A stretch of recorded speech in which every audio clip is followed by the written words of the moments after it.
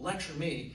And Dr. Goldstein doesn't get to lecture me. Dr. Goldstein got famous in 2022 because he moved thousands of truckloads of dirty fill onto his property to build a swimming pool. He violated federal law, state law, and municipal law.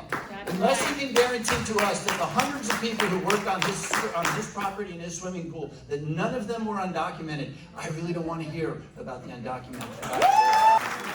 Dr. Goldstein, your rebuttal? Sure, I love facts that are totally inaccurate. My pool was actually built 30 years ago, so sorry that that's not true.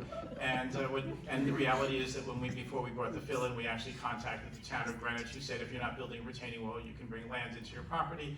And by the way, the town of Greenwich, based on their own study, found that they give misinformation 43% of the time.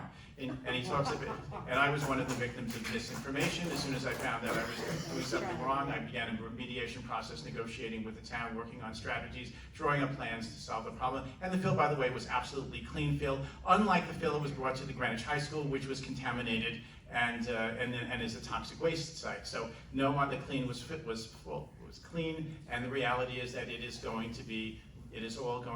the process of actually moving it is going back. And in fact, not a single illegal alien has been on that property to do this. And in fact, most of the work of delivering it was done by just a few people over a long period of time. So sorry, again, another false, inaccurate accusation. And what we're talking about is a pile of dirt, natural dirt. We're not talking about the trees that were cut down in the wetlands by the governor and who got a slap on the wrist. Thank you.